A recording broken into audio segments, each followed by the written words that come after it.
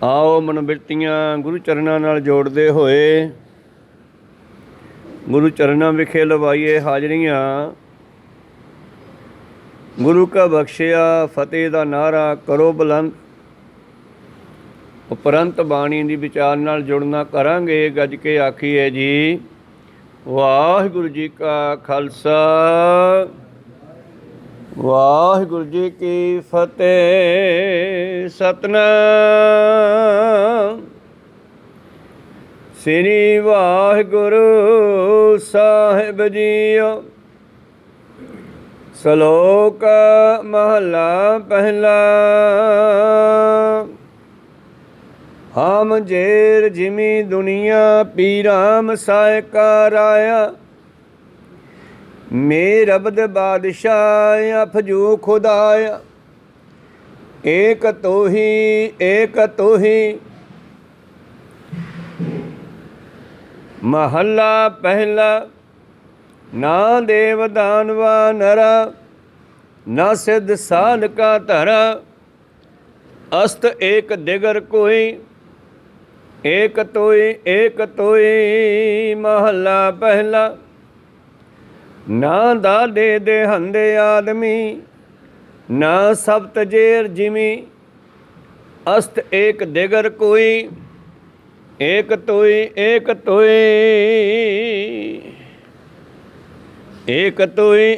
तोई। वाहिगुरु जी का खालसा वाहिगुरु जी की फतेह। ये पवित्र बचन पहले पातशाह धन धन साहिब श्री गुरु नानक देव महाराज जी ने उचारण किए जदों उदासियां दौरान धन धन श्री गुरु नानक देव जी महाराज पाकपट्टन दे शहर विच गए जिथे बाबे फरीद जी का अस्थान है। ते धन धन अनंन प्यारे भगत बाबा फरीद जी के अस्थान ते उन्हां दी तीजी पीढ़ी चल रही है। बाबे फरीद का पोतरा चेला जो इस वेले उन्हां दी गद्दी ते बैठा है शेख ब्रह्म। धन धन श्री गुरु नानक देव महाराज जी ये शेख ब्रह्म नूं मिले हैं। ते शेख ब्रह्म ने धन धन श्री गुरु नानक देव दर्शन करके बड़े खुश होए ते बेनती की महाराज संसार की की हालत है। संसार कैसा है सानू संसार बारे कुछ ज्ञान बख्शो। तो पातशाह जी का बचन है प्रथाए साखी महापुरख बोलदे सांझी सगल जहान है। उथानका के मुताबिक शब्द पाकपट्टन विच उचारण होया। किसे एक ने प्रश्न किया सतगुरां ने उसका जिहड़ा जवाब दिता वो सारी सृष्टि वास्ते साझा दिता। प्रथाए साखी महापुरख बोलदे सांझी सगल जहान है। सवाल किसे एक ने किया किते भी होया। इसनूं उथानका कहंदे आ किहड़ा शब्द कित्थे क्यों रचिया गया। तो जिस वेले शेख ब्रह्म ने बेनती की ते धन धन श्री गुरु नानक देव महाराज जी ने ये शब्द उचार के संसार की हालत दसी आ। जिमें उपनिषद छंदोग ग्रंथ अंदर एक शब्द है यागवलक मुनि ने अपने पुत्र नचकेता नूं 9 वारी समझाई एक गल। 9 वारी उपदेश दे के उन्होंने गल समझ आई। तो धन धन श्री गुरु नानक देव महाराज जी भी ये शब्दों के विच जिथे कि 7 पदे हैं 7 शब्दों के विच सानू उही गल समझाउणी कीती आ। और ये बचन दे करके सानू धन गुरु नानक देव महाराज जी उस परमेश्वर की अहमियत बारे दसदे आ ते उहदे नाल जुड़न दा उपदेश करदे आ। संसार जिहड़ा है वो सोचदा है कि मैं मरांगा नहीं। अवर मरत माया मन तोलै। दूजा मर गया है तो अगला कहना हुण ये समान मेरा हो गया। ਮਾਇਆ ਤੋਲੇ ਭਾਵ ਉਹਦੀ ਜਿਹੜੀ ਸੰਪਤੀ ਆ ਉਹ ਹੁਣ ਮੇਰੀ ਹੋ ਗਈ। ਪਰ ਸਤਿਗੁਰੂ ਨਾਨਕ ਦੇਵ ਮਹਾਰਾਜ ਜੀ ਕਹਿੰਦੇ ਇੱਥੇ ਕੋਈ ਵੀ ਰਹਿਣ ਵਾਲਾ ਨਹੀਂ। ਤਾਂ ਹੁਣ ਜੰਗ ਲੱਗੀ ਆ ਅਤੇ ਜੇ ਇਹ ਜੰਗ ਵਰਲਡ ਜੰਗ ਵਿੱਚ ਬਦਲ ਜਾਵੇ, ਪਰਮੇਸ਼ਰ ਦੀ ਮਰਜ਼ੀ ਆ, ਅਤੇ ਸਾਰਾ ਸੰਸਾਰ ਹੀ ਖਤਮ ਹੋ ਜਾਣਾ। ਕਹੋ ਸਤਿਨਾਮ ਸ੍ਰੀ। ਤਾਂ ਸਤਿਗੁਰੂ ਨਾਨਕ ਦੇਵ ਮਹਾਰਾਜ ਜੀ ਦੇਖੋ ਇਹ ਸਮੇਂ ਦੀਆਂ ਆਉਣ ਵਾਲੀਆਂ ਭਵਿੱਖ ਬਾਣੀਆਂ ਆਪਣੀ ਬਾਣੀ ਵਿੱਚ ਹੀ ਕੀਤੀਆਂ ਪਈਆਂ ਬਈ ਸੰਸਾਰ ਦੇ ਵਿੱਚ ਕੀ ਰਹਿਣ ਵਾਲਾ ਹੈ ਅਤੇ ਕੀ ਨਹੀਂ ਰਹਿਣ ਵਾਲਾ। ਸਤਿਗੁਰੂ ਪਾਤਸ਼ਾਹ ਜੀ ਕਹਿੰਦੇ ਹਮ ਜੇਰ ਜਿਵੇਂ ਦੁਨੀਆ ਪੀਰਾ ਮਸਾਇਕਾ ਰਾਇਆ, ਜੋ ਇਸ ਦੁਨੀਆ ਸ੍ਰਿਸ਼ਟੀ ਵਿੱਚ ਪੈਦਾ ਹੋਏ ਮੁਸਲਮਾਨਾਂ ਦੇ ਮੁਰਸ਼ਦ ਪੀਰ, ਅਸੀਂ ਗੁਰੂ ਕਹਿੰਦੇ ਹਾਂ, ਪੀਰ ਕਹਿੰਦੇ ਆ। ਮੁਸਲਮਾਨਾਂ ਦੇ ਪੀਰ ਮੁਰਸ਼ਦ ਮਸਾਇਕਾ ਭਾਵ ਉਹਨਾਂ ਦੇ ਚੇਲੇ, ਮਿਹਨਤਾਂ ਕਰਨ ਵਾਲੇ,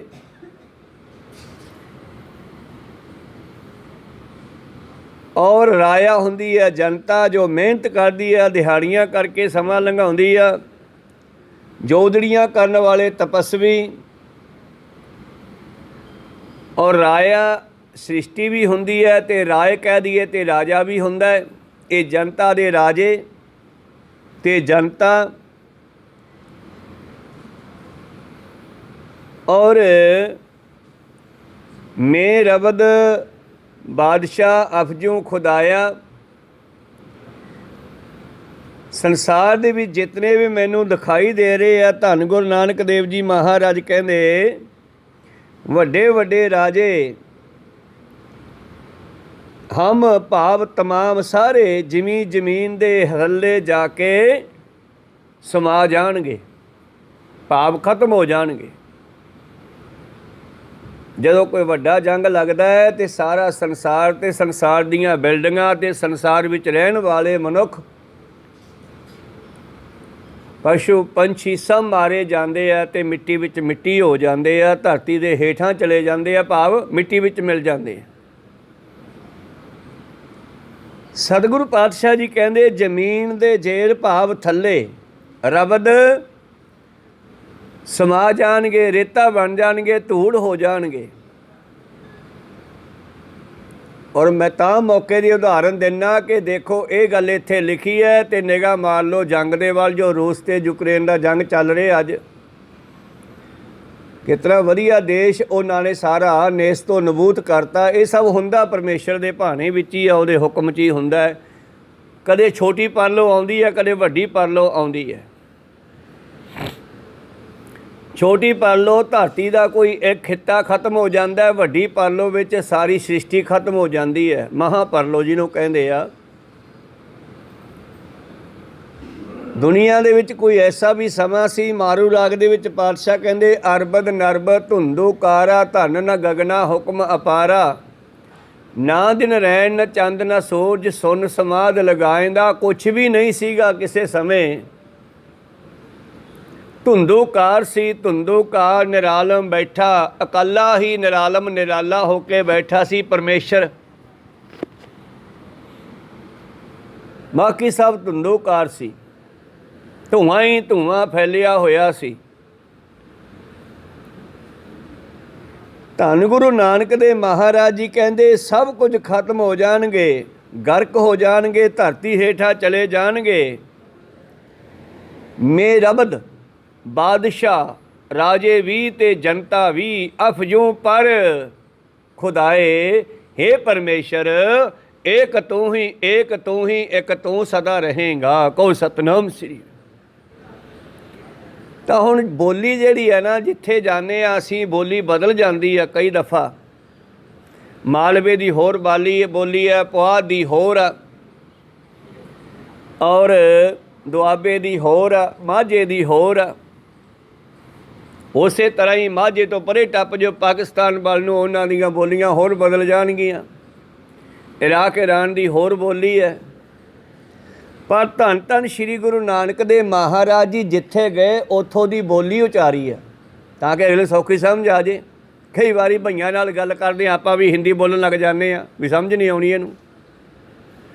ਤਾਂ ਸਤਿਗੁਰੂ ਪਾਤਸ਼ਾਹ ਜੀ ਨੇ ਇਹ ਪਾਕ ਪਟਨ ਦੇ ਇਲਾਕੇ ਦੀ ਬੋਲੀ ਵਿੱਚ ਉਚਾਰੇ ਆ। ਇੱਥੇ ਸ਼ਬਦ ਆਇਆ ਜ਼ਿਆਦਾਤਰ ਏਕ ਤੁਈ ਏਕ ਤੁਈ।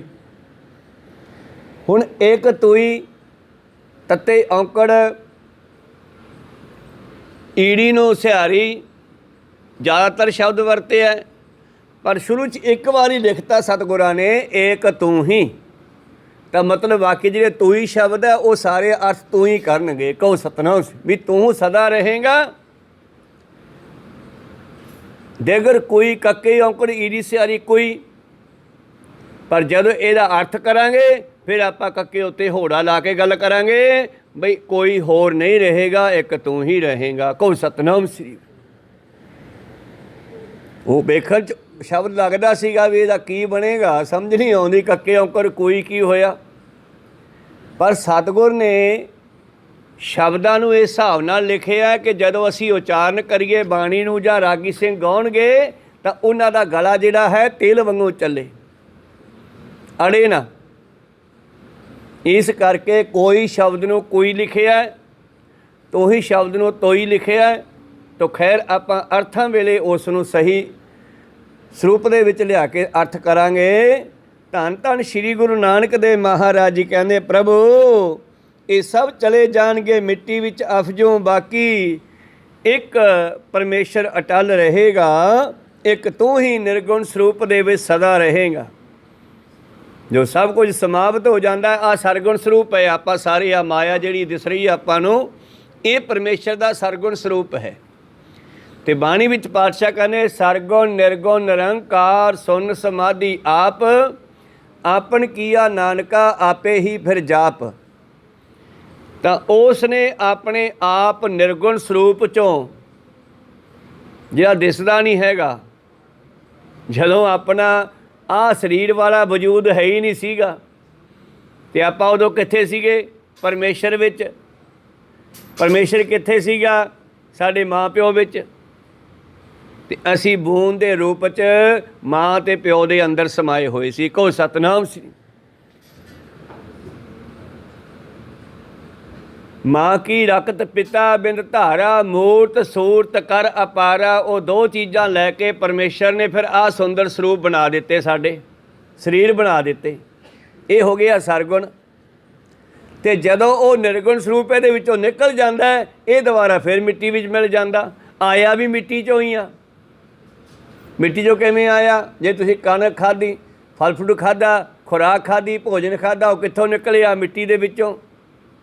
ਸਾਡੇ ਮਾਂ ਪਿਓ ਨੇ ਖਾਧਾ, ਉਹਨਾਂ ਅੰਦਰ ਖੂਨ ਬਣਿਆ, ਬਿੰਦ ਬਣੀ, ਉਹਨਾਂ ਦੇ ਮਿਲਾਪ ਤੋਂ ਸਾਡੇ ਦੁਬਾਰਾ ਫਿਰ ਸਰੀਰ ਬਣ ਗਏ, ਔਰ ਇਹ ਖਤਮ ਹੋ ਕੇ ਵਾਪਸ ਉੱਥੇ ਵੀ ਚਲੇ ਜਾਂਦੇ ਹੈ।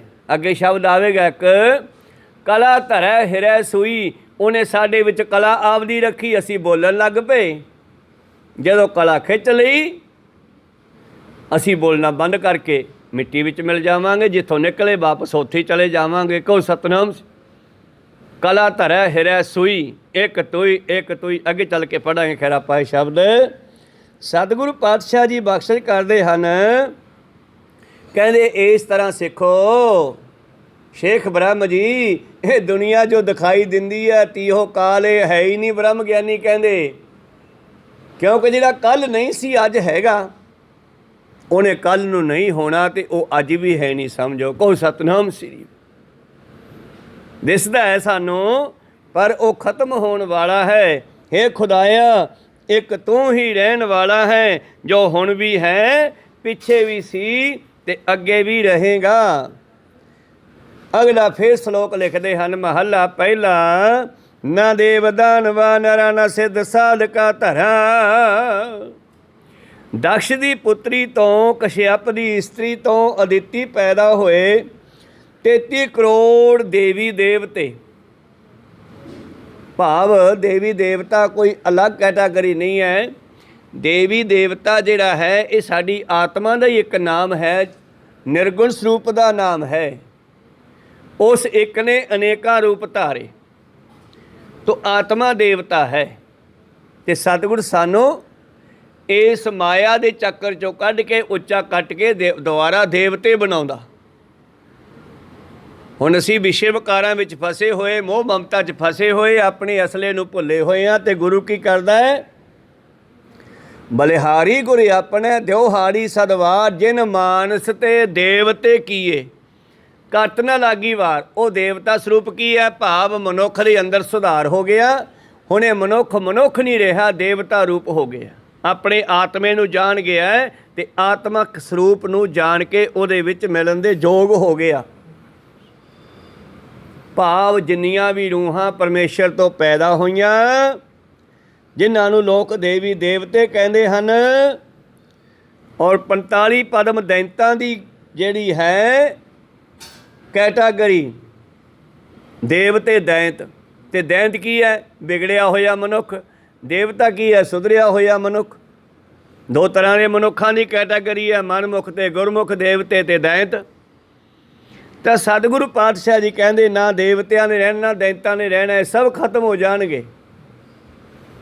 ਭਾਵ ਜਿਹੜੇ ਸਰੀਰ ਹਨ ਇਹ ਵੀ ਖਤਮ ਹੋ ਜਾਣਗੇ। ਉਸ ਤੋਂ ਬਾਅਦ ਇਹ ਜਿਹੜੀਆਂ ਰੂਹਾਂ ਹਨ ਇਹ ਪਰਮੇਸ਼ਰ ਦੇ ਵਿੱਚ ਮਿਲ ਜਾਣਗੀਆਂ। ਤੁਸੀਂ ਪਾਰਾ ਲੈ ਕੇ ਨਾ, ਪਾਰਾ ਉਹਨੂੰ ਧਰਤੇ ਇੱਦਾਂ ਕਰਕੇ ਡੋਲ ਦਿਓ ਅਤੇ ਉਹਦੇ ਅਨੇਕਾਂ ਹੀ ਟੋਟੇ ਹੋ ਜਾਣਗੇ ਖਿੰਡ ਕੇ ਪਾਰੇ ਦੇ। ਫਿਰ ਤੁਸੀਂ ਉਹਨੂੰ ਇਕੱਠਾ ਕਰਕੇ ਕਰੋਗੇ ਜਦੋਂ, ਫਿਰ ਇੱਕ ਬਣ ਜਾਊਗਾ। ਐਸਾ ਹੀ ਉਹ ਪਰਮੇਸ਼ਰ ਹੈ। ਏਕ ਹੈ ਅਨੇਕ ਹੈ, ਅਨੇਕ ਹੈ ਫਿਰ ਏਕ ਹੈ, ਅਖੀਰ 'ਤੇ ਫਿਰ ਇੱਕ ਹੋ ਜਾਂਦਾ। ਐਸੇ ਪਰਿਪੂਰਨ ਪਰਮੇਸ਼ਰ ਪਰਮਾਤਮਾ ਦੇ ਬਾਰੇ ਸਤਿਗੁਰੂ ਪਾਤਸ਼ਾਹ ਜੀ ਕਹਿੰਦੇ ਨਾ ਦੇਵ ਦਾਨਵਾ ਨਰਾ, ਨਾ ਦੈਂਤ ਰਹਿਣੇ ਆ, ਨਾ ਦੇਵਤੇ ਰਹਿਣੇ ਆ, ਨਾ ਮਨੁੱਖ ਰਹਿਣੇ ਆ, ਨਾ ਸਿੱਧ ਸਾਧਕਾ ਧਰਾ। ਇਸ ਧਰਤੀ ਦੇ ਉੱਤੇ ਸਾਧਨਾ ਕਰਨ ਵਾਲੇ ਸਾਧੂ ਉਹ ਵੀ ਨਹੀਂ ਰਹਿਣੇ। ਇਸ ਧਰਤੀ ਵੀ ਨਹੀਂ ਰਹੇਗੀ। ਧਰਤੀ ਵੀ ਗਰਕ ਹੋ ਜਾਵੇਗੀ। ਕਦੋਂ? ਜਦੋਂ ਪਾਣੀ ਦੀ ਪਰਲੋਂ ਆਉਂਦੀ ਹੈ ਇਹ ਧਰਤੀ ਪਾਣੀ ਵੀ ਸਮਾ ਜਾਂਦੀ ਹੈ। ਫਿਰ ਪਾਣੀ ਦਿਸਦਾ ਚਾਰ ਛਪੇਰੇ, ਕਹੋ ਸਤਨਾਮ ਸੀ। ਜਿਵੇਂ ਸੁਨਾਮੀ ਲਹਿਰਾਂ ਆਈਆਂ ਸੀਗੀਆਂ ਉਸ ਇਲਾਕੇ ਦੇ ਵਿੱਚ, ਉਹ ਛੋਟੀ ਪਰਲੋ ਸੀ। ਧਰਤੀ ਉੱਤੇ ਪਾਣੀ ਫੈਲ ਗਿਆ ਅਤੇ ਪਾਣੀ ਦੇ ਕਾਰਨ ਧਰਤੀ 'ਤੇ ਰਹਿਣ ਵਾਲੇ ਸਾਰੇ ਜੀਵ ਮਾਰੇ ਗਏ। ਨਾ ਦੇਵ ਦਾਨਵਾ ਨਰਾ, ਨਾ ਸਿੱਧ ਸਾਧਕਾ ਧਰਾ, ਨਾ ਸਾਧਨਾ ਕਰਨ ਵਾਲੇ ਸਿੱਧ 84 ਲੱਖ ਜੂਨਾ, 84 ਸਿੱਧ ਇਹ ਵੀ ਨਹੀਂ ਰਹਿਣੇ। ਅਸਤ ਏਕ ਦਿਗਰ ਕੋਈ, ਇੱਕ ਤੂੰ ਦਿਗਰ ਕੋਈ, ਹੋਰ ਕੋਈ ਨਹੀਂ ਰਹੇਗਾ। ਕਹੋ ਸਤਨਾਮ ਸੀ। ਪਰਮੇਸ਼ਰ ਫਿਰ ਵੀ ਰਹੇਗਾ। ਇਹ ਵਜੂਦ ਸਾਰੇ ਖਤਮ ਹੋ ਜਾਣਗੇ ਸਰੀਰਾਂ ਦੇ ਬਣਾਏ ਹੋਏ। ਸਤਿਗੁਰੂ ਪਾਤਸ਼ਾਹ ਜੀ ਕਹਿਣ ਲੱਗੇ ਸ਼ੇਖ ਬ੍ਰਾਹਮਣੋ, ਇੱਕ ਵਾਹਿਗੁਰੂ ਹੀ ਸਦਾ ਰਹਿਣ ਵਾਲਾ ਹੈ। ਅਸਤ, ਇਹ ਸ੍ਰਿਸ਼ਟੀ ਅਸਤ ਹੋਣਾ, ਸੂਰਜ ਦਾ ਛਿਪ ਜਾਣਾ। ਇਹ ਦੁਨੀਆ ਛਿਪ ਜਾਣ ਵਾਲੀ ਹੈ, ਇੱਕ ਦਿਨ ਖਤਮ ਹੋ ਜਾਣ ਵਾਲੀ ਹੈ, ਮਿੱਟੀ ਵਿੱਚ ਮਿਲ ਜਾਣੀ ਹੈ। ਅਸਤ ਏਕ ਦਿਗਰ ਕੋਈ, ਦੂਜਾ ਕੋਈ ਨਹੀਂ ਰਹੇਗਾ। ਤੇ ਕੌਣ ਰਹੇਗਾ? ਏਕ ਤੋਈ, ਏਕ ਤੋਈ, ਇੱਕ ਤੂੰ ਹੀ ਹਮੇਸ਼ਾ ਰਹਿਣ ਵਾਲਾ ਹੈ ਵਾਹਿਗੁਰੂ। ਅੱਜ ਵੀ ਤੂੰ ਹੈ ਅਤੇ ਅੱਗੇ ਵੀ ਤੂੰ ਰਹੇਗਾ।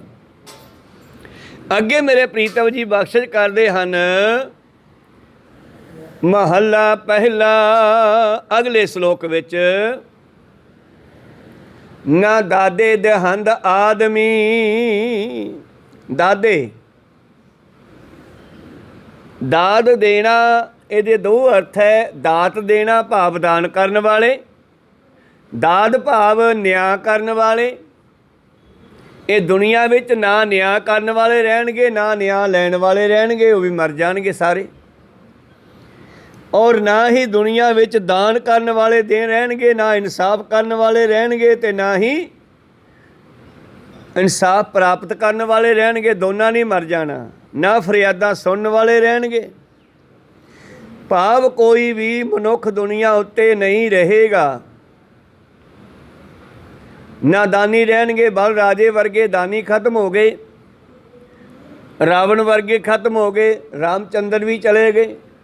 ਨੌਵੇਂ ਪਾਤਸ਼ਾਹ ਜੀ ਜਦੋਂ ਦਿੱਲੀ ਦੇ ਵਿੱਚ ਸਨ ਅਤੇ ਜੇ ਪਤਾ ਲੱਗਿਆ ਵੀ ਹੁਣ ਔਰੰਗਾ ਸਾਡੀ ਗੱਲ ਮੰਨਦਾ ਨਹੀਂ ਅਤੇ ਅਸੀਂ ਜਿਹੜੀ ਆਪਣੀ ਗੱਲ ਬਦਲਣੀ ਨਹੀਂ। ਔਰੰਗਜ਼ੇਬ ਕਹਿੰਦਾ ਤੁਸੀਂ ਮੁਸਲਮਾਨ ਬਣ ਜਾਓ, ਅਸੀਂ ਤੁਹਾਨੂੰ ਦੁਨੀਆ ਗੁਰੂ ਕਹਿੰਦੀ ਆ ਪੀਰਾਂ ਵਾਂਗੂ ਪੂਜਾਂਗੇ, ਕਹਿੰਦੇ ਨਹੀਂ ਅਸੀਂ ਤੁਹਾਨੂੰ ਰੋਕਣ ਆਏ ਆ ਬਈ ਤੂੰ ਜੀਵ ਹੱਤਿਆ ਬੰਦ ਕਰ, ਹਿੰਦੂਆਂ ਨੂੰ ਹਿੰਦੂ ਰਹਿਣ ਦੇ, ਮੁਸਲਮਾਨਾਂ ਨੂੰ ਮੁਸਲਮਾਨ ਰਹਿਣ ਦੇ। ਤੇ ਜਦ ਵੇਖਿਆ ਤੇ ਮੇਰੇ ਪ੍ਰੀਤਮ ਨੇ ਜੇਲ੍ਹ ਦੇ ਵਿੱਚ ਬੈਠ ਕੇ ਕੁਝ ਬਾਣੀ ਉਚਾਰਨ ਕੀਤੀ ਆ। ਕਿੱਥੇ? ਜੋ ਗੁਰਦੁਆਰਾ ਸਾਹਿਬ ਸ਼ੀਸ਼ਗੰਜ ਹੈ ਦਿੱਲੀ ਚਾਂਦਨੀ ਚੌਂਕ ਦੇ ਵਿੱਚ। ਇਹ ਜੇਲ੍ਹ ਸੀ ਪਹਿਲਾਂ ਜਿੱਥੇ ਪਾਤਸ਼ਾਹ ਜੀ ਨੂੰ ਕੈਦ ਕੀਤਾ ਗਿਆ ਸੀ। ਉੱਥੇ ਜਿਹੜੀ ਬਾਣੀ ਉਚਾਰਨ ਕੀਤੀ, ਜਿਹੜੀ ਨੌਵੇਂ ਪਾਤਸ਼ਾਹ ਦੀ ਬਾਣੀ, ਆਪਾਂ ਕੁਝ ਸ਼ਲੋਕ ਸੁਣਦੇ ਹਾਂ ਅਤੇ ਕੁਝ ਭੋਗ ਦੀ ਬਾਣੀ ਸੁਣਦੇ ਆ, ਸਾਰੀ ਉੱਥੇ ਲਿਖੀ ਗਈ। ਅਤੇ ਉੱਥੋਂ ਲਿਖ ਕਰਕੇ ਆਪਣੇ ਇੱਕ ਸਿੱਖ ਨੂੰ ਦੇ ਕਰਕੇ ਉਹ ਬਾਣੀ ਆਨੰਦਪੁਰ ਸਾਹਿਬ ਭੇਜਤੀ 10ਵੇਂ ਪਾਤਸ਼ਾਹ ਜੀ ਦੇ ਕੋਲ। ਉਹਨਾਂ ਸ਼ਲੋਕਾਂ ਦੇ ਵਿੱਚ ਪਰਿਵਾਰ ਨੂੰ ਧੀਰਜ ਦਿੰਦਿਆਂ ਹੋਇਆਂ ਸਮਝਾਇਆ ਕਿ ਹੁਣ ਅਸੀਂ ਆਉਂਦੇ ਨਹੀਂ, ਅਸੀਂ ਇੱਥੇ ਸਰੀਰ ਤਿਆਗਾਂਗੇ ਦਿੱਲੀ ਦੇ ਵਿੱਚ ਹੀ। ਰਾਮ ਗਇਓ ਰਾਵਣ ਗਇਓ ਜਾਂ ਕੋ ਬਹੁ ਪਰਿਵਾਰ, ਕਹੋ ਨਾਨਕ। ਪਾਤਸ਼ਾਹ ਕਹਿੰਦੇ ਕੋਈ ਵੀ ਰਹਿਣ ਵਾਲਾ ਨਹੀਂ ਇੱਥੇ, ਫਿਰ ਸਾਡੀ ਕੀ ਗੱਲ ਹੈ, ਅਸੀਂ ਵੀ ਸਰੀਰ ਤਿਆਗਣਾ। ਕਹੋ ਨਾਨਕ ਥਿਰ ਕਛ ਨਹੀਂ, ਸੁਪਨੇ ਜਿਉਂ ਸੰਸਾਰ। ਇਹ ਸੰਸਾਰ ਸੁਪਨੇ ਦੀ ਨਿਆਈ ਹੈ। ਜਿਹੜਾ ਬੰਦਾ ਅੱਜ ਕਹਿੰਦਾ ਆ ਮੇਰਾ ਆ ਮੇਰਾ, ਨਾ ਉਹ ਰਹਿਣਾ ਨਾ ਉਹਦਾ ਸਮਾਨ ਰਹਿਣਾ। ਕਹੋ ਸਤਨਾਮ। ਇਹ ਸਮਾਨ ਵੀ ਸਾਰਾ ਧਰਤੀ 'ਚੋਂ ਨਿਕਲਿਆ ਨਾ, ਧਰਤੀ ਵਿੱਚ ਹੀ ਚਲਿਆ ਜਾਣਾ। ਧਰਤੀ ਵਿੱਚੋਂ ਦਰਖਤ ਪੈਦਾ ਹੋਏ, ਦਰਖਤਾਂ ਤੋਂ ਕਿਤਾਬਾਂ ਬਣੀਆਂ, ਇਹ ਕਿਤਾਬਾਂ ਵੀ ਸਾਰੀਆਂ ਧਰਤੀ ਵਿੱਚ ਹੀ ਮਿਲ ਜਾਣੀਆਂ। ਕਹੋ ਸਤਨਾਮ ਸੀ। ਐਸਾ ਸਮਾਂ ਆ ਜਾਣਾ ਕਿਸੇ ਵੇਲੇ। ਤਾਂ ਸਤਿਗੁਰੂ ਪਾਤਸ਼ਾਹ ਜੀ ਕਹਿੰਦੇ ਇਹ ਬੰਦਾ ਜਿਹੜਾ ਬੜੀਆਂ ਹੀ ਗੁਰੂ ਪਿਆਰਿਓ ਗੱਲਾਂ ਮਾਰਦਾ ਕਿ ਮੇਰਾ ਮੇਰਾ ਕਰਦਾ ਹੈ, ਧੰਨ ਗੁਰੂ ਨਾਨਕ ਦੇਵ ਮਹਾਰਾਜ ਜੀ ਕਹਿੰਦੇ ਨਾ ਦਾਦੇ ਦੇਹੰਦ ਆਦਮੀ, ਨਾ ਸਪਤ ਜੇਰ ਜਿਮੀ, ਨਾ ਧਰਤੀ ਦੇ ਵਿਚਲੇ ਹੇਠਲੇ 7 ਪਤਾਲ ਰਹਿਣਗੇ। ਇਹ ਵੀ ਖਤਮ ਹੋ ਜਾਣਗੇ ਸਾਰੇ। ਪਾਣੀ ਪਾਣੀ ਹੋ ਗਿਆ ਫਿਰ ਅਲੱਗ, ਹੁਣ ਤਾਂ ਅਲੱਗ ਹੈ ਨਾ। ਵਿਚਾਲੇ ਧਰਤੀ ਆ, ਉੱਤੇ ਥਲ ਹੈ, ਥੱਲੇ ਜਲ ਹੈ।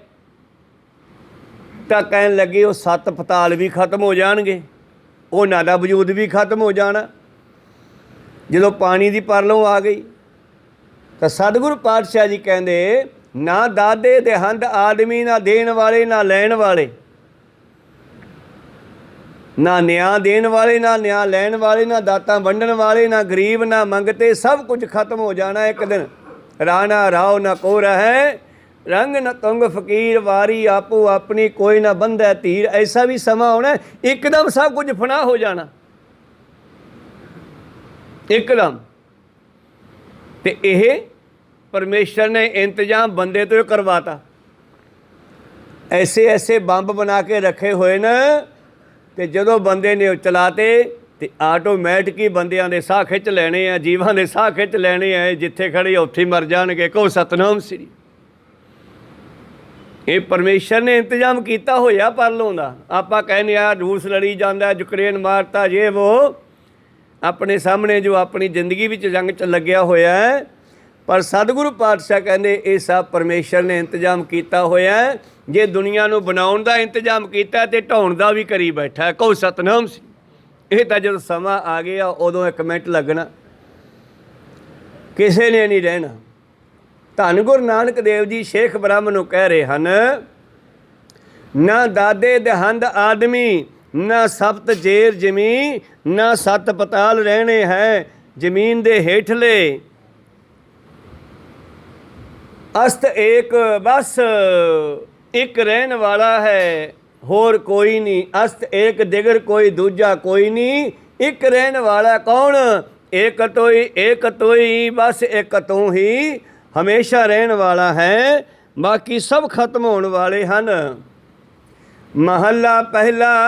ਅੱਗੇ ਚੱਲੋ, ਇੱਥੇ ਨਹੀਂ ਰੁਕੇ ਪਾਤਸ਼ਾਹ ਜੀ, ਅੱਗੇ ਚੱਲਦੇ ਹੋਏ ਬਖਸ਼ਿਸ਼ ਕਰਦੇ ਹਨ। ਜਿੱਥੇ 7 ਲੋਕਾਂ ਵਿੱਚ ਜ਼ਮੀਨ ਦੇ ਥੱਲੇ 7 ਪਤਾਲਾਂ ਵਿੱਚ ਕੋਈ ਆਦਮੀ ਦਾਤਾਂ ਦੇਣ ਵਾਲਾ ਲੈਣ ਵਾਲਾ ਨਹੀਂ ਰਹੇਗਾ। ਇਹ ਸਭ ਖਤਮ ਹੋ ਜਾਣਗੇ। ਅਸਤ ਏਕ ਦਿਗਰ ਕੋਈ, ਬਸ ਇੱਕ ਵਾਹਿਗੁਰੂ ਹੀ ਸਦਾ ਰਹਿਣ ਵਾਲਾ ਹੈ, ਦੂਸਰਾ ਕੋਈ ਉਸ ਦੇ ਬਰਾਬਰ ਦਾ ਨਹੀਂ। ਉਹ ਸਾਖੀ ਚੇਤਨ ਜੋ ਸਾਡੇ ਵਿੱਚ ਹੈ, ਅਸੀਂ ਸੰਸਕਾਰ ਮਨੁੱਖ ਦਾ ਕਦੋਂ ਕਰਦੇ ਹਾਂ? ਜਦੋਂ ਮਨੁੱਖ ਦੇ ਸਵਾਸ ਬਿਲਕੁਲ ਰੁਕ ਜਾਣ। ਉਦੋਂ ਪਹਿਲਾਂ ਨਹੀਂ ਕਰਦੇ, ਭਾਵੇਂ 6 ਮਹੀਨੇ ਲਮਕੀ ਜਾਵੇ ਮੰਜੇ 'ਚ, ਤਾਂ ਆਪਾਂ ਕਿਉਂ ਨਹੀਂ ਕਰਦੇ ਭਲਾ? ਵੀ ਹਜੇ ਆਤਮਾ ਉਹਦੇ ਵਿੱਚ ਹੈ, ਉਹਦੀ ਰੂਹ ਹਜੇ ਨਿਕਲੀ ਨਹੀਂ ਹੈ ਸਰੀਰ 'ਚੋਂ। ਇਸ ਕਰਕੇ ਆਪਾਂ ਸਰੀਰ ਨੂੰ ਲੰਬੇ ਸਮੇਂ ਤੱਕ ਮੰਜੇ 'ਤੇ ਪਾ ਕੇ ਰੱਖਦੇ ਹਾਂ ਵੀ ਹਲੇ ਜਿਉਂਦਾ। ਇਸ ਕਰਕੇ ਜਿਹੜਾ ਵਿੱਚ ਬੋਲਣ ਵਾਲਾ ਹੈ ਉਹਨੂੰ ਅੱਗ ਵਿੱਚ ਨਹੀਂ ਪਾਇਆ ਜਾ ਸਕਦਾ, ਉਹਨੂੰ ਮਾਰਿਆ ਨਹੀਂ ਜਾ ਸਕਦਾ, ਉਹਨੂੰ ਮਚਾਇਆ ਨਹੀਂ ਜਾ ਸਕਦਾ, ਉਹਨੂੰ ਵੱਢਿਆ ਨਹੀਂ ਜਾ ਸਕਦਾ। ਉਹ ਜਦੋਂ ਵਿੱਚੋਂ ਨਿਕਲ ਜਾਂਦਾ, ਫਿਰ 5 ਤੱਤਾਂ ਦਾ ਪੁਤਲਾ ਅਸੀਂ ਅੱਗ ਦੇ ਹਵਾਲੇ ਕਰਦੇ ਹਾਂ ਤਾਂ ਕਿ ਇਹ ਮਿੱਟੀ ਵਿੱਚ ਮਿਲ ਜਾਵੇ। ਮਿੱਟੀ 'ਚੋਂ ਪੈਦਾ ਹੋਇਆ ਤੇ ਸਵਾਹ ਬਣ ਕੇ ਮਿੱਟੀ ਵਿੱਚ ਮਿਲ ਜਾਂਦਾ ਹੈ। ਮੁਸਲਮਾਨ ਵੀਰ ਧਰਤੀ ਵਿੱਚ ਨੱਪ ਦਿੰਦੇ ਆ, ਉੱਤੇ ਲੂਣ ਵਗੈਰਾ ਪਾ ਦਿੰਦੇ ਆ, ਉਹ ਵੀ ਮਿੱਟੀ ਵਿੱਚ ਹੀ ਮਿਲਾਉਂਦੇ ਆ। ਤਾਂ ਜਿਹੜੇ ਕਈ ਵਾਰੀ ਬ੍ਰਹਮ ਗਿਆਨੀ ਜਾਂ ਰੱਬ ਦੇ ਪਿਆਰੇ ਹੁੰਦੇ ਆ, ਉਸ ਕਹਿੰਦੇ ਸਾਡੇ ਸਰੀਰ ਨੂੰ ਭਾਈ ਦਰਿਆ ਦੇ ਵਿੱਚ ਛੱਡ ਦਿਓ। ਬਿਪੌਰ ਸਾਹਿਬ ਉੱਥੇ ਬੇਅੰਤ ਹੀ ਮਹਾਂਪੁਰਸ਼ਾਂ ਦੇ ਸਰੀਰ ਜਿਹੜੇ ਹੈ ਜਲ ਪ੍ਰਵਾਹ ਕੀਤੇ ਗਏ ਨੇ, ਇਹ ਉਹਨਾਂ ਦਾ ਖਿਆਲ ਹੈ। ਉਹ ਕਹਿੰਦੇ ਜਿਉਂਦੇ ਵੀ ਸਾਡਾ ਸਰੀਰ ਸੰਸਾਰ ਦੇ ਕੰਮ ਆਇਆ ਅਤੇ ਮਰਨ ਤੋਂ ਬਾਅਦ ਮੱਛੀਆਂ ਦੇ ਕੰਮ ਆ ਜਾਊਗਾ। ਬਈ ਮਚਾਉਣਾ ਕਾਹਨੂੰ ਹੈ? ਕਹੋ ਸਤਿਨਾਮ, ਮੱਛੀਆਂ ਖਾ ਲੈਣਗੀਆਂ। ਇਸ ਕਰਕੇ ਮਕਸਦ ਇੱਕੋ ਹੀ ਹੈ ਕਿ ਇਸ ਸਰੀਰ ਨੂੰ ਜੋ ਮਿੱਟੀ 'ਚੋਂ ਪੈਦਾ ਹੋਇਆ ਇਹਨੂੰ ਮਿੱਟੀ ਵਿੱਚ ਮਿਲਾਉਣਾ। ਕਹੋ ਸਤਿਨਾਮ ਸ੍ਰੀ। ਧੰਨ ਗੁਰੂ ਨਾਨਕ ਦੇਵ ਮਹਾਰਾਜ ਜੀ ਕਹਿੰਦੇ ਸਿੱਖੋ, ਸ਼ੇਖ ਬ੍ਰਹਮ ਬਾਬਾ ਫਰੀਦ ਜੀ ਦੇ ਚੇਲੇ ਪੋਤਰੇ ਨੂੰ ਕਹਿਣ ਲੱਗੇ, ਸ਼ੇਖ ਬ੍ਰਹਮ ਇੱਥੇ ਕੋਈ ਸਦਾ ਰਹਿਣ ਵਾਲਾ ਨਹੀਂ, ਸੰਸਾਰ ਦੀ ਤਾਂ ਮੈਨੂੰ ਆਹ ਹਾਲਤ ਦਿਸਦੀ ਆ। ਸ਼ੇਖ ਬ੍ਰਹਮ ਨੇ ਪੁੱਛਿਆ ਨਾ ਜੀ ਸੰਸਾਰ ਦਾ ਹਾਲ ਦੱਸੋ ਕੋਈ? ਕਹਿੰਦੇ ਸੁਣ ਲਾ ਫਿਰ ਬਹਿ ਜਾ। ਸਤਿਗੁਰੂ ਪਾਤਸ਼ਾਹ ਜੀ ਅੱਗੇ ਕਹਿੰਦੇ ਹੁਣ ਧਰਤੀ ਨੂੰ ਖਤਮ ਹੋਣ ਤੋਂ ਬਾਅਦ ਉਦੋਂ ਬਾਅਦ ਕੀ ਹੋਵੇਗਾ? ਮਹੱਲਾ ਪਹਿਲਾ, ਨਾ ਸੂਰ ਸਸ ਮੰਡਲੋ, ਨਾ ਸਪਤ ਦੀਪ ਨਹਿ ਜਲੋ। ਦੀਪ ਹੈਗੀ ਆ ਜਿਹੜੀ ਸਮੁੰਦਰਾਂ ਦੇ ਵਿਚਾਲੇ ਵਸੋਂ ਹੈ। ਜਦੋਂ ਇੰਨੀ ਅੱਗ ਵਰ ਗਈ, ਇਹ ਪਾਣੀ ਨੇ ਵੀ ਉਬਲ ਜਾਣਾ ਹੈ ਅਤੇ ਪਾਣੀ ਦੀਆਂ ਛੱਲਾਂ ਲਹਿਰਾਂ ਐਸੀਆਂ ਉੱਠਣੀਆਂ ਕਿ ਜਿਹੜੇ ਸਮੁੰਦਰਾਂ ਦੇ ਵਿੱਚ ਵਸੇ ਹੋਏ ਮੰਡਲ ਹਨ, ਦੀਪ ਕਹਿੰਦੇ ਆ ਜਿਹਨੂੰ, 17 ਦੀਪ ਮੰਨੇ ਆ ਇਤਿਹਾਸ ਵਿੱਚ ਸਾਖੀਕਾਰ ਨੇ। ਸਤਿਗੁਰੂ 17 ਦੀਪਾਂ ਦੇ ਉੱਤੇ ਪ੍ਰਚਾਰ ਵੀ ਕੀਤਾ। ਕੁਝ ਦੀਪਾਂ 'ਤੇ ਗਏ ਅਤੇ ਭਾਈ ਮਰਦਾਨਾ ਜੀ ਕਹਿੰਦੇ ਮਹਾਰਾਜ ਬਾਕੀ ਦੇ ਦੀਪ ਵੀ ਦੇਖੀਏ। ਪਾਤਸ਼ਾਹ ਕਹਿੰਦੇ ਨਹੀਂ ਮਰਦਾਨਿਆਂ, ਬਾਕੀ ਦੇ ਦੀਪਾਂ ਦੇ ਲੋਕ ਹੈ ਜਿਹੜੇ ਇਹਨਾਂ ਦੀਪਾਂ ਤੋਂ ਹੀ ਗੁਰਮਤਿ ਲੈ ਜਾਣਗੇ। ਇਹਨਾਂ ਦੀਪਾਂ ਤੋਂ ਹੀ ਉਹਨਾਂ ਵਿੱਚ ਵੀ ਗੁਰਮਤਿ ਚਲੀ ਜਾਵੇਗੀ। ਤੁਹਾਨੂੰ ਯਾਦ ਹੋਣਾ ਕਿ ਪਿਛਲੇ ਸਮੇਂ ਵਿੱਚ ਜਦੋਂ ਅਮਰੀਕਾ ਅਫਰੀਕਾ ਦੇ ਅੰਗਰੇਜ਼ ਲੋਕ ਇਹ ਇੰਡੀਆ ਨੂੰ ਦੇਖਣ ਵਾਸਤੇ ਆਉਂਦੇ, ਜਿਹਦਾ ਨਾਮ ਇੰਡੀਆ ਰੱਖਿਆ, ਇਸ ਭਾਰਤ ਵਿੱਚ ਜਦੋਂ ਆਉਂਦੇ ਤਾਂ ਇੱਧਰੋਂ ਜਾਂਦੇ ਹੋਏ ਗਿਫਟ ਲੈ ਕੇ ਜਾਂਦੇ ਸੀ। ਅੱਜ ਕੱਲ੍ਹ ਤਾਂ ਲੋਕ ਭੇਡਾਂ ਬੱਕਰੀਆਂ ਅਤੇ ਹੋਰ ਵਸਤੂਆਂ ਲੈ ਕੇ ਜਾਂਦੇ ਆ, ਲੈ ਕੇ ਆਉਂਦੇ ਆ। ਉਦੋਂ ਬ੍ਰਹਮ ਗਿਆਨੀ ਲੈ ਕੇ ਜਾਂਦੇ ਸੀ। ਕਹੋ ਸਤਿਨਾਮ ਸੀ। ਇੱਕ ਬ੍ਰਹਮ ਗਿਆਨੀ ਕੋਈ ਵਧੀਆ ਵੇਖਦੇ, ਸਾਧੂ ਸੰਤ ਮਹਾਂਪੁਰਸ਼ ਰੱਬ ਦਾ ਪਿਆਰਾ ਜੁੜਿਆ ਹੋਇਆ, ਉਹਨੂੰ ਆਪਣੇ ਦੇਸ਼ ਵਿੱਚ ਲੈ ਕੇ ਜਾਂਦੇ ਅਤੇ ਉੱਥੇ ਗੁਰਮਤਿ ਫੈਲ ਜਾਂਦੀ ਸੀ। ਕਹੋ ਸਤਿਨਾਮ ਸ੍ਰੀ। ਧੰਨ ਗੁਰੂ ਨਾਨਕ ਦੇ ਮਹਾਰਾਜ ਮਰਦਾਨੇ ਨੂੰ ਕਹਿਣ ਲੱਗੇ, ਮਰਦਾਨਿਆ ਹੁਣ ਆਪਾਂ ਬਾਕੀ 17 ਦੀਪਾਂ 'ਤੇ 17 ਟਾਪੂਆਂ 'ਤੇ ਨਹੀਂ ਜਾਵਾਂਗੇ। ਕੁਝ ਟਾਪੂਆਂ ਦੇ ਉੱਤੇ ਸਤਿਗੁਰਾਂ ਨੇ ਪ੍ਰਚਾਰ ਕੀਤਾ ਹੈ ਅਤੇ ਬਾਕੀਆਂ ਦੇ ਉੱਤੇ ਆਪੇ ਫੈਲ ਜਾਵੇਗਾ। ਕਹੋ ਸਤਿਨਾਮ ਸ੍ਰੀ। ਖੈਰ ਪਰ ਧੰਨ ਗੁਰੂ ਨਾਨਕ ਦੇਵ ਨੇ ਪੁੱਛਿਆ ਸ਼ੇਖ ਬ੍ਰਹਮ ਨੇ ਸੰਸਾਰ ਦਾ ਕੀ ਹਾਲ ਹੈ? ਅਤੇ ਪਾਤਸ਼ਾਹ ਕਹਿੰਦੇ ਕੁਛ ਵੀ ਰਹਿਣ ਵਾਲਾ ਨਹੀਂ ਹੈ, ਸਭ ਖਤਮ ਹੋਣ ਵਾਲਾ ਹੈ। ਮਹੱਲਾ ਪਹਿਲਾ, ਨਾ ਸੂਰ ਸਸ ਮੰਡਲੋ, ਸੂਰਜ ਵੀ ਨਹੀਂ ਰਹਿਣਾ, ਚੰਦਰਮਾ ਵੀ ਨਹੀਂ ਰਹਿਣਾ ਅਤੇ ਬਾਕੀ ਮੰਡਲ ਵੀ ਨਹੀਂ ਰਹਿਣੇ। ਸਭ ਧਰਤੀਆਂ ਵੀ ਟਕਰਾ ਕੇ ਖਤਮ ਹੋ ਜਾਣੀਆਂ ਇੱਕ ਦਿਨ। ਇਹ ਭਵਿੱਖਬਾਣੀ ਆ ਬਾਬੇ ਨਾਨਕ ਜੀ ਦੀ। ਕਹੋ ਸਤਿਨਾਮ ਸ੍ਰੀ। ਆਉਣ ਵਾਲੇ ਸਮੇਂ ਦੀ ਗੱਲ ਹੈ। ਪਾਤਸ਼ਾਹ ਕਹਿੰਦੇ ਨਾ ਚੰਦਰਮਾ ਦਾ ਮੰਡਲ ਅਤੇ ਨਾ ਹੀ ਇਹ ਗੋਲਾਕਾਰ ਧਰਤੀ ਜਿਹੜੀ ਲੱਗਦੀ ਆ ਦੂਰੋਂ ਆਕਾਸ਼ ਦੇ ਨਾਲ ਜੁੜੀ ਹੋਈ ਆ। ਜਿੱਥੋਂ ਤੱਕ ਸਾਡੀ ਨਿਗਾਹ ਜਾਂਦੀ ਹੈ ਉਹਨਾਂ ਦਿਸਦਾ, ਸਾਨੂੰ ਲੱਗਦਾ ਵੀ ਉੱਥੋਂ ਆਕਾਸ਼ ਐਂ ਥੱਲੇ ਝੁਕਿਆ ਹੋਇਆ ਧਰਤੀ ਨਾਲ ਲੱਗਿਆ। ਕਹਿੰਦੇ ਜਿੱਥੋਂ ਤੱਕ ਇਹ ਧਰਤੀ ਦਾ ਗੋਲਾਕਾਰ ਸਾਨੂੰ ਦਿਖਾਈ ਦਿੰਦਾ ਨਾ, ਇਹ ਵੀ ਨਹੀਂ ਰਹੇਗਾ ਇੱਕ ਦਿਨ। ਕਹੋ ਸਤਿਨਾਮ ਸ੍ਰੀ। ਤਾਂ ਇੱਕ ਪਾਣੀ ਦੀ ਪਰਲੋਂ ਆਉਂਦੀ ਹੈ, ਇੱਕ ਅੱਗ ਦੀ ਪਰਲੋਂ ਆਉਂਦੀ ਹੈ। ਅਤੇ ਜਦੋਂ ਪਾਣੀ ਦੀ ਪਰਲੋਂ ਆਉਂਦੀ ਹੈ ਅਤੇ ਹੇਠਲੇ ਪੁੜ ਪਾਟ ਜਾਂਦੇ ਹੈ ਅਤੇ ਪਤਾਲਾਂ ਦਾ ਪਾਣੀ ਉੱਤੇ ਆ ਜਾਂਦਾ, ਧਰਤੀ ਹੇਠਾਂ ਚਲੀ ਜਾਂਦੀ ਆ। ਕਹੋ ਸਤਿਨਾਮ। ਇਹ ਪਾਣੀ ਪਾਣੀ ਫੈਲ ਜਾਂਦਾ, ਫਿਰ ਧਰਤੀ ਕਿੱਥੇ ਰਹੇਗੀ? ਫਿਰ ਕੋਈ ਸਮਾਂ ਆਉਂਦਾ ਜਦੋਂ ਪਰਮੇਸ਼ਰ ਦੀ ਇੱਛਾ ਹੁੰਦੀ ਆ, ਸੁਣੋ ਕੀਏ 10 ਅਵਤਾਰ ਆ, ਫਿਰ ਉਹ ਸੁਣ ਦੇ ਵਿੱਚੋਂ ਹੀ ਸਾਜਣਾ ਸ਼ੁਰੂ ਕਰ ਲੈਂਦਾ। ਮਾਰੂ ਰਾਗ ਦੇ 2 ਸ਼ਬਦ ਆ ਬਹੁਤ ਸੁੰਦਰ, ਇੱਕ ਦੇ ਵਿੱਚ ਖਾਤਮਾ ਲਿਖਿਆ, ਇੱਕ ਦੇ ਵਿੱਚ ਦੁਬਾਰੇ ਪ੍ਰਗਟ ਕਰਨ ਦੇ ਬਾਰੇ ਵੀ ਲਿਖਿਆ। ਅਰਬਦ ਨਰਬਦ ਧੁੰਦੂ ਕਾਰਾ, ਧਰਨ ਗਗਨਾ ਹੁਕਮਾ ਪਾਰਾ, ਨਾ ਦਿਨ ਰਹਿਣ ਨਾ ਚੰਦ ਨਾ ਸੂਰਜ, ਸੁਨ ਸਮਾਧ ਲਗਾਏਂਦਾ। ਕੁਛ ਵੀ ਨਹੀਂ ਸੀਗਾ, ਤੇ ਇੱਕ ਦਿਨ ਆਵੇਗਾ ਇਹ ਕੁਛ ਵੀ ਨਹੀਂ ਰਹੇਗਾ। ਤੇ ਫਿਰ ਸੁਣ ਦੇ ਵਿੱਚੋਂ ਬੈਠਾ ਫੁਰਨਾ ਬਣਿਆ। ਮੇਰੇ ਵਰਗੇ ਹੋਰ ਵੀ ਹੋਣ, ਫਿਰ ਕਹਿੰਦਾ ਹੋ ਜਾ, ਫਿਰ ਬਣਨੇ ਸ਼ੁਰੂ ਹੋ ਜਾਂਦੇ ਆ। ਕਹੋ ਸਤਿਨਾਮ। ਤੋ ਇਸ ਤਰ੍ਹਾਂ ਸੁਣ ਦੇ ਵਿੱਚੋਂ ਕੀਤੇ 10 ਅਵਤਾਰ। ਹੁਣ 10 ਅਵਤਾਰ ਗੁਰੂਆਂ ਨਾਲ ਨਹੀਂ ਜੋੜਨੇ ਆਪਾਂ। 10 ਅਵਤਾਰ ਇਹ 10 ਗਿਆਨ ਇੰਦਰੀਆਂ ਦਾ, 5 ਕਰਮ ਇੰਦਰੀ, 5 ਗਿਆਨ ਇੰਦਰੀਆਂ ਦਾ ਸਰੀਰ ਸੁਣ ਵਿੱਚੋਂ ਪੈਦਾ ਕੀਤਾ। ਮਾਂ ਨੂੰ ਵੀ ਨਹੀਂ ਪਤਾ ਲੱਗਿਆ ਕਦੋਂ ਉਹਦੇ ਪੇਟ ਦੇ ਅੰਦਰ ਬੱਚਾ ਤਿਆਰ ਹੋਇਆ। ਕਹੋ ਸਤਿਨਾਮ ਸੀ। ਕਿਵੇਂ ਹੋਇਆ ਮਾਂ ਨੂੰ ਵੀ ਨਹੀਂ ਪਤਾ। ਤਾਂ ਕੌਣ ਹੈ ਉਹ ਕਰਨ ਵਾਲਾ? ਉਹ ਪਰਮੇਸ਼ਰ ਹੈ। ਸੁਣੋ ਕੀਏ 10 ਅਵਤਾਰਾ।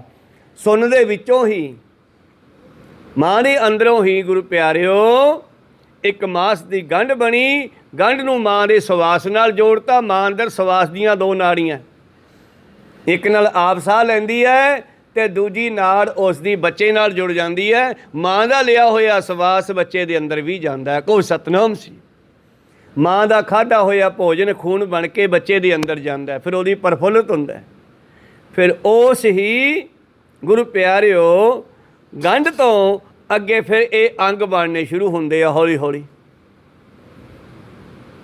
ਤਾਂ ਪਾਤਸ਼ਾਹ ਜੀ ਕਹਿੰਦੇ ਉਸ ਤਰ੍ਹਾਂ ਸੁਣ ਦੇ ਵਿੱਚੋਂ ਹੀ ਸ੍ਰਿਸ਼ਟੀ ਨੂੰ ਬਣਾਉਣੀ ਸ਼ੁਰੂ ਕਰ ਦਿੰਦਾ। ਸੁਣੋ ਕੀਏ 10 ਅਵਤਾਰ।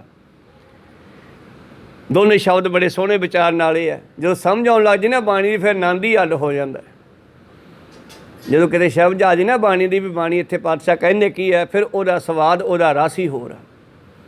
ਅਤੇ ਸਤਿਗੁਰੂ ਪਾਤਸ਼ਾਹ ਜੀ ਕਹਿੰਦੇ ਇੱਕ ਐਸਾ ਸਮਾਂ ਫੇਰ ਆਉਂਦਾ ਹੈ, ਇਹ ਸੰਸਾਰ ਲੈ ਹੋ ਜਾਂਦਾ ਹੈ, ਖਤਮ ਹੋ ਜਾਂਦਾ ਹੈ। ਨਾ ਸੂਰ ਸਸ ਮੰਡਲੋ, ਨਾ ਸੂਰਜ ਰਹੇਗਾ, ਨਾ ਚੰਦਰਮਾ ਰਹੇਗਾ, ਨਾ ਚੰਦਰਮਾ ਦੇ ਬਾਕੀ ਸਾਥੀ ਮੰਡਲ ਰਹਿਣਗੇ।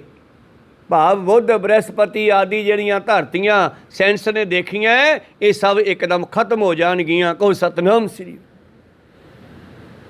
ਅਤੇ ਸਾਇੰਸ ਨੇ ਜਿੰਨਾ ਕੁ ਦੇਖਿਆ, ਹਜੇ ਉਦੋਂ ਪਰੇ ਹੋਰ ਵੀ ਹੈ। ਧਰਤੀ ਹੋਰ ਪਰੇ ਹੋਰ ਇਹ ਕੇਵਲ ਇਸ ਧਰਤੀ ਦੀ ਗੱਲ ਨਹੀਂ ਕੀਤੀ, ਇਹਦੋਂ ਪਰੇ ਧਰਤੀਆਂ ਹੋਰ ਵੀ ਹੈ, ਪਰੇ ਸੂਰਜ ਵੀ ਹੋਰ ਹੈ। ਪਰ ਜਿਹੜੇ ਸਾਡੇ ਦੇਸ਼ ਦੇ ਆ ਜਾਂ ਆਪਾਂ ਜੋ ਦੇਖ ਰਹੇ ਹਾਂ, ਇਹ ਵੀ ਸਭ ਖਤਮ ਹੋਣ ਵਾਲੇ ਹਨ। ਨਾ ਸੂਰ ਸਸ ਮੰਡਲੋ, ਨਾ ਸਪਤ ਦੀਪ ਨਹਿ ਜਲੋ। ਪਾਣੀ ਵੀ ਸੁਕਾ ਸਕਦਾ ਹੈ ਉਹ। ਕਹੋ ਸਤਿਨਾਮ ਸੀ। ਪਾਣੀ ਵੀ ਇੱਕ ਦਿਨ ਖਤਮ ਹੋ ਸਕਦਾ ਹੈ, ਸੁੱਕ ਜਾਵੇਗਾ ਪਾਣੀ ਵੀ। ਪਾਣੀ ਵੀ ਨਹੀਂ ਰਹਿਣਾ। ਅੰਨ ਪਾਉਣ ਥਿਰ ਨਾ ਕੋਈ, ਖਾਣ ਪੀਣ ਦਾ ਸਮਾਨ ਵੀ ਖਤਮ ਹੋ ਜਾਣਾ ਹੈ।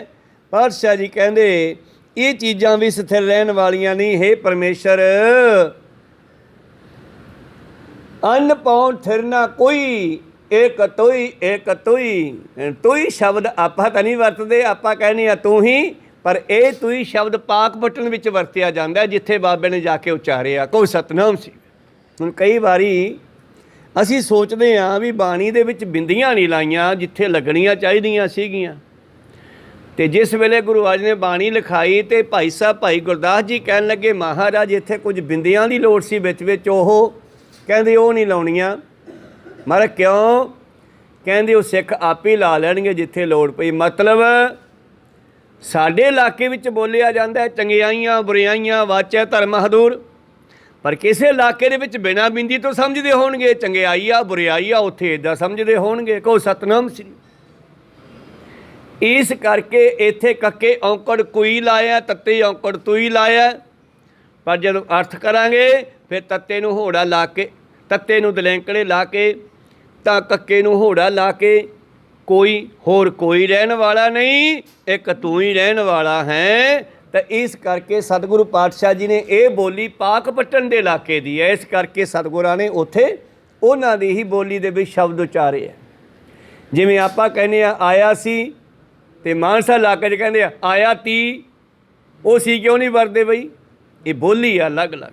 ਇਸ ਕਰਕੇ ਗੁਰਬਾਣੀ ਵਿੱਚ ਤਾਂ ਜਿੱਥੇ ਬਾਬਾ ਜੀ ਗਏ ਉੱਥੋਂ ਦੀਆਂ ਬੋਲੀਆਂ ਪਾਈਆਂ ਹੋਈਆਂ ਸਾਰੀਆਂ, ਕਿਉਂਕਿ ਉਹ ਤਾਂ ਆਲ ਵਰਲਡ ਦੇ ਮਾਲਕ ਹੈ, ਉਹ ਸਾਰੀਆਂ ਬੋਲੀਆਂ ਨੂੰ ਜਾਣਦੇ ਆ। ਪਰ ਪਰਮੇਸ਼ਰ ਦੀ ਇੱਕ ਬੋਲੀ ਖਾਸ ਹੈ, ਯਾਦ ਰੱਖਿਓ। ਉਹ ਕਿਹੜੀ ਆ? ਉਹਨੂੰ ਪਸ਼ੂ ਵੀ ਸਮਝਦੇ ਆ, ਪੰਛੀ ਵੀ ਸਮਝਦੇ ਆ। ਉਹ ਹੈ ਪ੍ਰੇਮ ਦੀ ਬੋਲੀ। ਤੁਸੀਂ ਪ੍ਰੇਮ ਕਰੋਗੇ, ਤੁਹਾਡਾ ਘਰੇ ਰੱਖਿਆ ਪਾਲਤੂ ਕੁੱਤਾ ਸਮਝਦਾ ਹੈ। ਤੁਹਾਡੀ ਅੱਖ ਵਿੱਚ ਗੁੱਸਾ ਹੈ ਅਤੇ ਉਹ ਤੁਹਾਡਾ ਘਰੇ ਰੱਖਿਆ ਪਾਲਤੂ ਜਾਨਵਰ ਤੁਹਾਡੇ ਗੁੱਸੇ ਨੂੰ ਵੀ ਭਾਂਪ ਲੈਂਦਾ ਹੈ, ਮੇਰਾ ਮਾਲਕ ਗੁੱਸੇ 'ਚ, ਪਤਾ ਨਹੀਂ ਕੀ ਗੱਲ ਆ। ਕੋਈ ਭਾਵੇਂ ਬੋਲਦਾ ਨਹੀਂ ਉਹ। ਤੋ ਸਾਚ ਕਹੋ ਸੁਣ ਲੇਹੋ ਸਭੈ, ਜਿਨ ਪ੍ਰੇਮ ਕੀਓ ਤਿਨ ਹੀ ਪ੍ਰਭ ਪਾਇਓ। ਇਹ ਪ੍ਰੇਮ ਦੀ ਬੋਲੀ ਪਰਮੇਸ਼ਰ ਦੀ ਆ।